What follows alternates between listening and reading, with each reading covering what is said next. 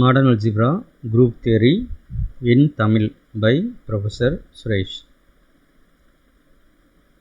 இப்போ என்ன பார்க்க போகிறோம் அப்படின்னா சைக்ளிக் குரூப்பில் தியரம்ஸ் அண்ட் ரிசல்ட்ஸ் பார்க்க போகிறோம்.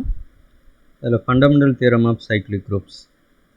Every subgroup of a cyclic group is cyclic. So ஒரு சைக்ளிக் குரூப்புக்கு எந்த சப்குரூப் எடுத்துக்கிட்டாலும் அதுவும் என்னவாக இருக்கும் அப்படின்னா சைக்ளிக்காக தான் இருக்கும். ஸோ இது வந்து ஒரு result. If order of the group, so இது ஆக்சுவலாக வந்து இந்த ஏ அப்படின்னு போட்டால் அது ஜென்ரேட்டர் அப்படின்னு அர்த்தம். இந்த ஏ ஜென்ரேட் பண்ணி வர குரூப்னு அர்த்தம். அப்போ இது வந்து order of the group and also order of the element A, ரெண்டுமே சேம் தான். So order of the group A equal to N, then the order of any subgroup of A is a divisor of N. இந்த order of group வந்து N அப்படின்னு இருந்துச்சுன்னா order of any subgroup of A, so அந்த எந்த subgroup எடுத்துக்கிட்டாலும் அதோட order என்னவாக இருக்கும்னா டிவைசர் ஆஃப் என்னாக இருக்கும்.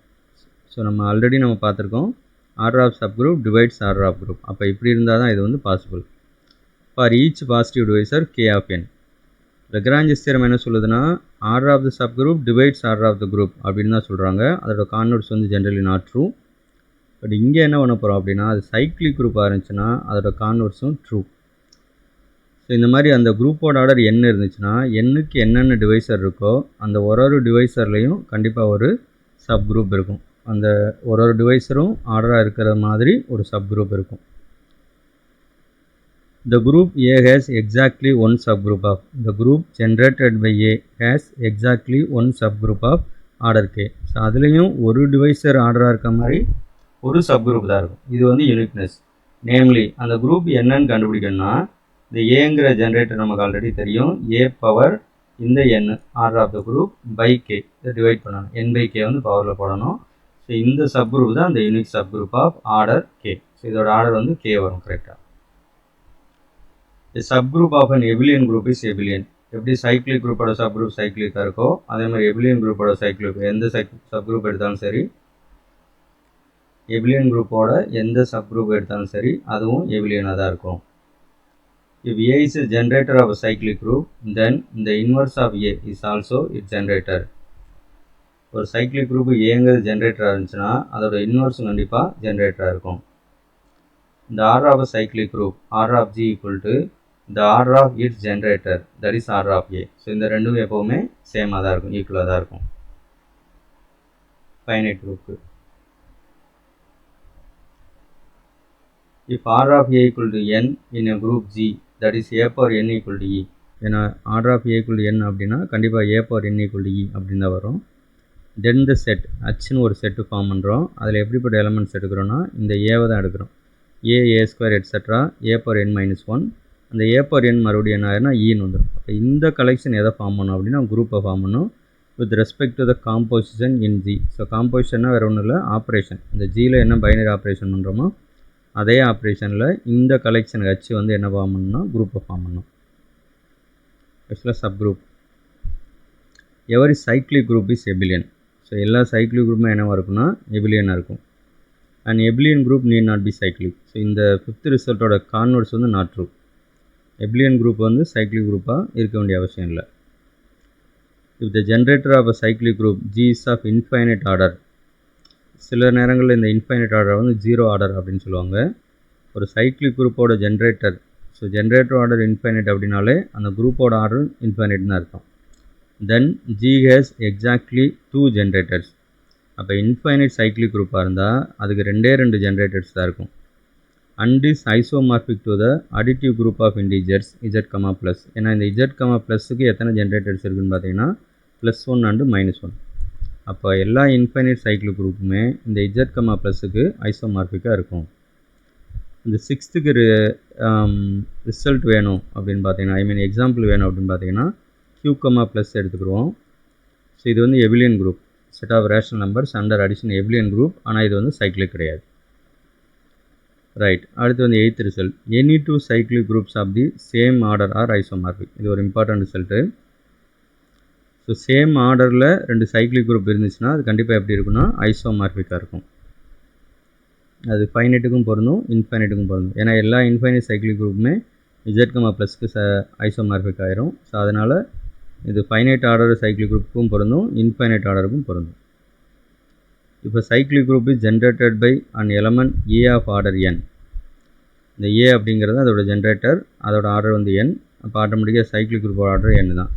தென் A power m is a generator if GCD of m, n equal to 1. அவன் ஏக்கு பவரில் இந்த m போடுறோம், ஸோ அது ஜென்ரேட்டர் ஆகணும். இந்த A power mங்கிறது இப்போ ஒரு எலமெண்ட்டாக நம்ம பார்க்கணும். இந்த A power mங்கிறது ஜென்ரேட்டராக இருக்கணும்னா இந்த mக்கும் nக்கும் GCD வந்து என்ன இருக்கணும்னா கண்டிப்பாக 1 இருக்கணும். 10th result, a cyclic group G with a generator of finite order n greater than 0 has exactly n elements and is isomorphic to the multiplicative group of order n, that is nth roots of unity. நம்ம ஏற்கனவே 8th ரிசல்ட்டில் any two cyclic groups of same order ஐசோமார்பிக்னு சொல்லிட்டோம். இப்போ இது பர்டிகுலராக ஃபைனைட்டுக்கு சொல்லியிருக்கோம். ஸோ ஒரு சைக்ளிக் குரூப்பு அதோட ஆர்டர் வந்து ஃபைனைட் ஆர்டர் என்ன இருந்துச்சுன்னா அது வந்து இந்த nth roots of unity under multiplication அந்த குரூப்புக்கு வந்து கண்டிப்பாக ஐசோமார்பிக்காக இருக்கும்.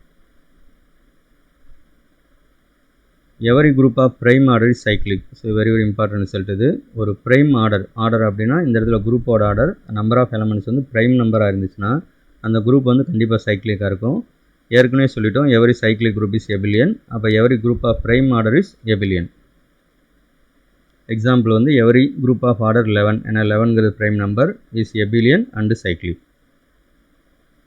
If order of G equal to P square, then G is abelian. Order of G P square அப்படின்னா ப்ரைம் நம்பர் ஸ்கொயர், அது ரொம்ப முக்கியம். இந்த Pங்கிறது ப்ரைம் நம்பர் அப்படின்னா அந்த குரூப் வந்து கண்டிப்பாக எபிலியனாக இருக்கும். But need not be cyclic, சைக்ளிக்காக இருக்க வேண்டிய அவசியம் இல்லை. Every group of order 4 is abelian, ஆனால் நீட் நாட் பி சைக்ளிக். எக்ஸாம்பிளுக்கு வந்து கிளைன்ஸ் 4 குரூப் K4 எடுத்துக்கிறோம், அது எபிலியனாக இருக்கும், ஆனால் சைக்ளிக் கிடையாது. If m belongs to Zn and GCD of m, n equal to 1 in Zn, plus n, then m is a generator of the group. So இது வந்து ரொம்ப இம்பார்ட்டண்ட் ரிசல்ட்டு, ஜென்ரேட்டர் கண்டுபிடிக்கிறது.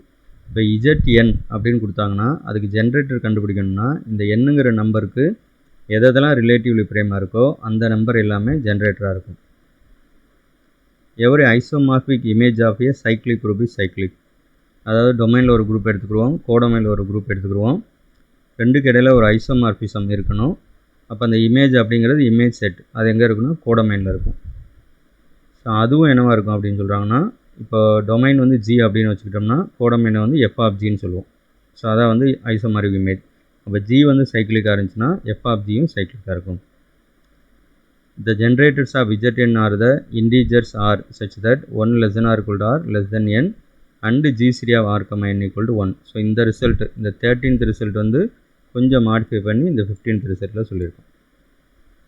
அப்போ Znோட ஜென்ரேட்டர்ஸ் இது மட்டும்தான், இந்த மாடலில் இருக்கிற ஆர் மட்டும்தான். அதாவது என்னுக்கும் ஆருக்கும் GCD வந்து 1 வரும் இல்லையா, அப்படிப்பட்ட ஆர் தான் என்னவாக இருக்குன்னா இந்த Znக்கு ஜென்ரேட்டர்ஸாக இருக்கும்.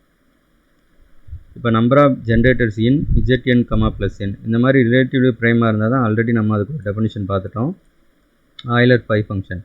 அப்போ number of generators in Zn கேட்டாங்கன்னா இமிடியேட்டாக எழுதிடலாம் பை ஆஃப் n. இந்த பை ஆஃப் n எவ்வளோன்னு கண்டுபிடிச்சோன்னா அதான் number of generators of Zn. இப்போ அதுக்கு ஒரு எக்ஸாம்பிள் இப்போ பார்க்குறோம். For each positive divisor K of n. So இது வந்து சப்குரூப்புக்கு எக்ஸாம்பிள். அதுக்கப்புறம் நம்ம நம்பர் ஆஃப் ஜென்ரேட்டர்ஸ் எக்ஸாம்பிள் பார்ப்போம். இது சப்குரூப்புக்கு example. For each positive divisor K of n the set n by K. அதாவது இந்த என்னென்ன நம்பர் n அப்படிங்கிற நம்பரை Kல டிவைட் பண்ணி அந்த எலமெண்ட் ஜென்ரேட் பண்ணுற குரூப் அப்படின்னு அர்த்தம். அதான் இந்த n by K is the unique subgroup of Zn. So இந்த இப்படி வர்ற ஜென்ரேட் பண்ணுற இந்த குரூப் வந்து Znோட சப்குரூப்பாக இருக்கும், இதுவும் யூனிக் சப்குரூப்பாக இருக்கும் of order K. Order K இதில் எத்தனை எலமெண்ட்ஸ் இருக்குன்னா K எலமெண்ட்ஸ் இருக்கும். அப்படி K எலமெண்ட்ஸ் இருக்க யூனிக் சப்குரூப் இதுதான். இந்த list of subgroups of Z30 is. இப்போ Z30க்கு இந்த தியரம் ரிசல்ட்டை வந்து நம்ம அப்ளை பண்ணி பார்ப்போம். ஃபஸ்ட்டு என்ன பண்ணுவோன்னா 30யை வந்து 30 டிவைட் பண்ணும். இங்கே n வந்து 30, அது வந்து ஃபிக்ஸடு, அதை வந்து நம்ம மாற்றவே போகிறதில்ல. n equal to 30. ஏன்னா Zn அப்படின்னா அந்த n தான் 30 இங்கே. ஃபஸ்ட்டு எடுத்து 30யோட டிவைசர் இப்போ நம்ம பார்க்கணும். இப்போ 30யோட ஃபஸ்ட்டு டிவைசர் நம்ம 30ன்னு எடுத்துக்கிட்டோம்னா அப்போ இங்கே K வந்து 30 அப்படின்னு அர்த்தம். அப்போ K ஈக்குவல் டு 30னா இப்போ இந்த n by K என்ன ஆகும் 30/30. அப்போ 30/30 அப்படின்னா 1ன்னு வந்துடுமா. ஸோ அதான் இந்த இது.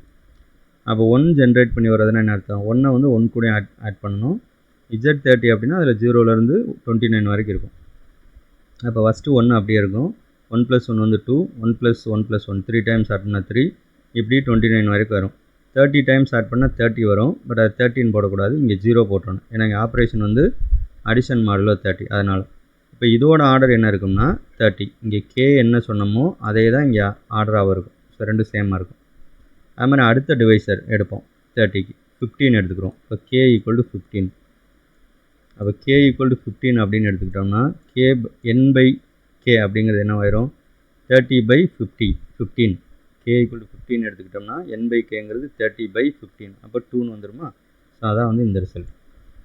அப்போ 2 ஜென்ரேட் பண்ணி வருதுன்னா 2 கூட ஆட் பண்ணோம். அப்போ 0 to 4 up to 28 வரைக்கும் வரும். இதோட ஆர்டரும் இந்த கே அதே கே தான் 15 அப்படின்னு வந்துடும். தட் மீன்ஸ் என்னென்னா இதில் கே 15 எலமெண்ட்ஸ் இருக்குதுன்னு அர்த்தம் இந்த சப் குரூப்பில். இந்த ஒன்று சப் குரூப், இந்த ஆர்டர்னால் இதில் எத்தனை எலமெண்ட்ஸ் இருக்குங்கிறது எழுதியிருக்கும். அது மாதிரி அடுத்து வந்து வேற ஒரு டிவைசர் பார்க்குறோம் 30க்கு. இப்போது 30 போட்டுட்டோம், 15 போட்டோம். அது மாதிரி அடுத்து வந்து 10, கே ஈக்குவல் டு 10ன்னு எடுத்தோம்னா 30/10 வந்து 3. அப்போ 3க்கு இந்த மாதிரி வந்துடும். 3 கூட ஆட் பண்ணோன்னா மல்டிபிள்ஸ் ஆஃப் 3 கிடச்சிரும். ஸோ இதோட ஆர்டர் வந்து 10. அதே மாதிரி 5 டிவைட் பண்ணோன்னா 5 கிடைக்கும். ஸோ அது வந்து இந்த மாதிரி வந்துடும். அப்புறம் 6, அப்புறம் 10, அப்புறம் 15. இது வந்து அப்படியே மாற்றிக்கிறணும். இந்த 15 போடும்போது கே வந்து 2ன்னு மாறிடும். இப்போ 30/2ங்கிறது 15. இங்கே வந்து கே வந்து 2 இந்த லாஸ்ட்டுக்கு ப்ரீவியஸ் கேஸில். அப்போ 30/2 அப்படிங்கிறது 15. அப்போ 15 கூட ஆட் பண்ணோன்னா ஒரு 15, 2 டைம்ஸ் ஆட் பண்ணால் 30 வரும். அந்த 30 வந்து 0 ஆயிரும். அது மாதிரி லாஸ்ட் இதில் என்ன அப்படின்னு பார்த்தீங்கன்னா கே ஈக்குவல் டு 1ன்னு அர்த்தம். அப்போ கே ஈக்குவல் டு 1 அப்படின்னு போட்டோம்னா 30/30. 30/30ங்கிறது 30 தான் கிடைக்கும். சரி, கே ஈக்குவல் டு 1 போட்டோம்னா 30/1. அப்போ 30/1 அப்படிங்கிறது 13 கிடைக்கும். 30 வந்து நம்ம 30 கூட 30 ஆட் பண்ணால் 60, அதுவும் 0 தான் வரும். 30ங்கிறது 0 தான். ஸோ இது வந்து ஆர்டர் 1. அப்போது இந்த ஃபண்டமெண்டல் தியரம் ஆஃப் சைக்ளிக் குரூப்புக்கு இது ஒரு எக்ஸாம்பிள். ஒரு சைக்ளிக் குரூப் எடுத்துக்கிட்டோன்னா ஒரு டிவைசர்லையும் அந்த ஒரு டிவைஸரும் ஆர்டராக இருக்கிற மாதிரி ஒரே ஒரு சப் குரூப் தான் இருக்கும். ஸோ அதான் இங்கே ரொம்ப முக்கியமானது. சப் குரூப்பும் கண்டிப்பாக இருக்கும். இந்த டிவைசர் ஆர்டராக இருக்கிற மாதிரி எத்தனை சப் குரூப் அதே மாதிரி இருக்குன்னா only one unique subgroup தான் இருக்கும். Any group of order less than 6 is abelian. அப்போ லெஸ் தென் 6னா order 5 abelian, order 4 abelian, order 3, order 2, order 1 இது எல்லாமே என்ன வரும்னா எபிலியன் குரூப்பாக தான் இருக்கும். அப்போ ஃபஸ்ட்டு நான் எபிலியன் குரூப் எப்போ வரும்னா ஆர்டர் 6ல் தான் வரும். Number of generators of a cyclic group of order n is phi of n.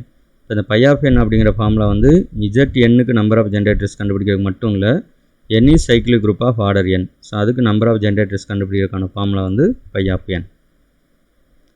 The number of generators of a cyclic group of order 10. இப்போ ஆர்டர் 10க்கு பார்க்கணும் அப்படின்னா நம்பர் ஆஃப் ஜென்ரேட்டர்ஸ் வந்து 4. ஏன்னா பை ஆஃப் 10 அப்படிங்கிறது 4. 10க்கு relatively ப்ரைமாக எத்தனை number இருக்கும்? 1 relatively prime to 10, 2 போடக்கூடாது, 3 relatively prime to 10, அடுத்து 4 போடக்கூடாது, 5 போடக்கூடாது, 6 போடக்கூடாது, 7, அடுத்து 8 போடக்கூடாது, 9. ஸோ இந்த 4 நம்பர், அதனால தான் இங்கே 4 போட்டிருக்கோம்.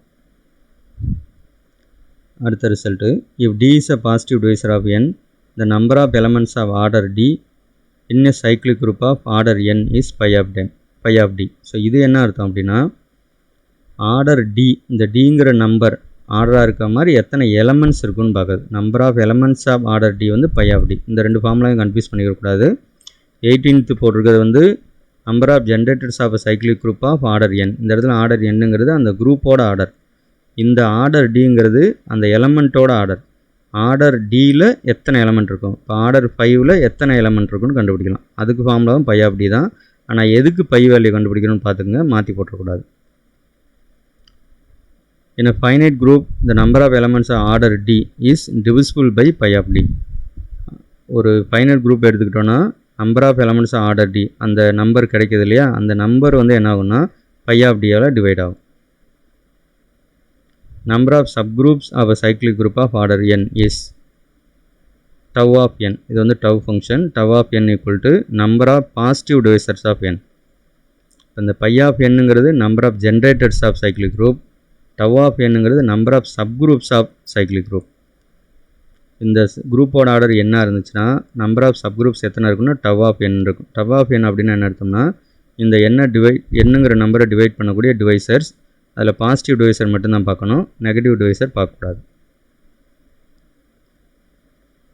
ஸோ இந்த எல்லாத்துக்கும் சேர்த்து ஒரு எக்ஸாம்பிள் பார்ப்போம். Consider Z 200, plus 200. So addition modulo 200 அதான் இங்கே எடுத்திருக்கோம். ஆப்ரேஷன் நம்பர் ஆஃப் ஜென்ரேட்டர்ஸ், இப்போ ஃபார்முலா அப்படி நம்பர் ஆஃப் ஜென்ரேட்டர்ஸ் இது சைக்ளிக் குரூப் தான். இஜெட்என்னுங்கிறது சைக்ளிக் குரூப். அப்போ number of generators equal to pi of இந்த குரூப்போட ஆர்டர். ஸோ 200, அப்போ pi of 200. So pi of 200 equal to 80. அடுத்து number of elements of order 100. அந்த ஆர்டர் 100ல் எத்தனை எலமெண்ட்ஸ் இருக்கும்? அப்போ பை ஆஃப் 100 தான் போடணும். இங்கே பை ஆஃப் 200 போடக்கூடாது. ஸோ அது வந்து 40. ஸோ இது எப்படி 40 வருதுன்னா, இந்த 10 பவருக்குன்னே பை வேல்யூ கண்டுபிடிக்கிறதுக்கு ஒரு ஸ்பெஷல் ஃபார்முலா இருக்குது. என்ன அப்படின்னு பார்த்தீங்கன்னா, இந்த 10 பவர் n அப்படின்னு வச்சுக்கிட்டிங்கன்னா, ஸோ 10 பவர் n அப்படின்னு இருந்தால் 4 × 10 பவர் n - 1 இதை வந்து ஃபார்முலா. இது வந்து பவர் ஆஃப் 10க்கு பை வேல்யூ கண்டுபிடிக்கக்கூடிய ஃபார்முலா. 4 × 10 பவர் n - 1 இது வந்து ஃபார்முலாவை ஞாபகம் வச்சுக்கோங்க. அப்போ இங்கே n அப்படிங்கிறது என்னன்னா 2. ஏன்னா இங்கே நம்ம 100ங்கிறது 10 ஸ்கொயர்னு எழுதலாம். அப்போ இங்கே 2 போட்டோம் அப்படின்னா இங்கே 2 - 1. அப்போ இந்த இடம் வெறும் 1ன்னு மாறிடும். அப்போ 4 × 10 வந்து 40. ஓகே, அப்படிங்க வச்சுக்கலாம். அடுத்து number of subgroups of Z200 equal to tau function. Tau of 200 that is equal to 12. இப்போ இந்த பை ஆஃப் 200 எப்படி 80 வருது, டவ் ஆஃப் 200 எப்படி 12 வருது அப்படிங்கிறதையும் பார்ப்போம்.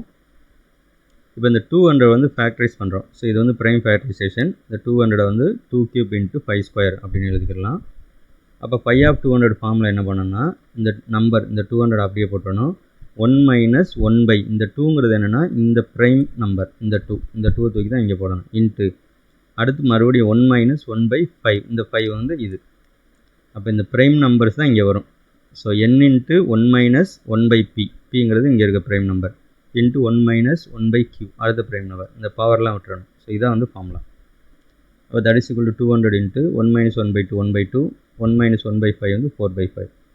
அப்போ இதை சிம்பிளிஃபை பண்ணோம் அப்படின்னா நமக்கு என்ன கிடச்சிரும், இந்த 4 இந்த 2 கேன்சல் பண்ணால் ஒரு 2 வந்துடும். இந்த 5ஐயும் இந்த 200ஐயும் கேன்சல் பண்ணால் ஒரு 40 கிடைக்கும். அப்போ 40 × 2 வந்து 80. ஸோ அதான் வந்து இங்கே போட்டிருக்கோம். பை ஆஃப் 200ங்கிறது 80. அதே மாதிரி டவ் ஆஃப் 200 எப்படி கண்டுபிடிக்கிறது? ஸோ அதே ஃபேக்டரைசேஷன் தான் இங்கே எழுதியிருக்கேன். 200 = 2³ × 5². அப்போ டவ் ஆஃப் 200 என்ன பண்ணால் ரொம்ப ஈஸியான ஃபார்முலா. இந்த பவரில் இருக்கிறது கூட 1 ஆட் பண்ணிக்கிறணும். அப்போ அந்த பவரில் வந்து 3 இருக்குது. 3 + 1 இன்ட்டு இங்கே பவரில் 2 இருக்குது. 2 + 1. அப்போ 3 + 1 வந்து 4. 2 + 1 வந்து 3. ரெண்டையும் மல்டிப்ளை பண்ணுறேன். 4 × 3 12. ஸோ இதான் வந்து டவ் ஃபங்க்ஷன். அப்போ இந்த மாதிரி நீங்கள் என்ன பண்ணணும், வேறு ஒரு Z250 அல்லது Z300 அதுக்கு எடுத்து இதே மாதிரி செக் பண்ணி பார்க்கலாம். ஸோ இந்த ஃபார்முலாஸ் எல்லாமே ரொம்ப இம்பார்ட்டன்ட்.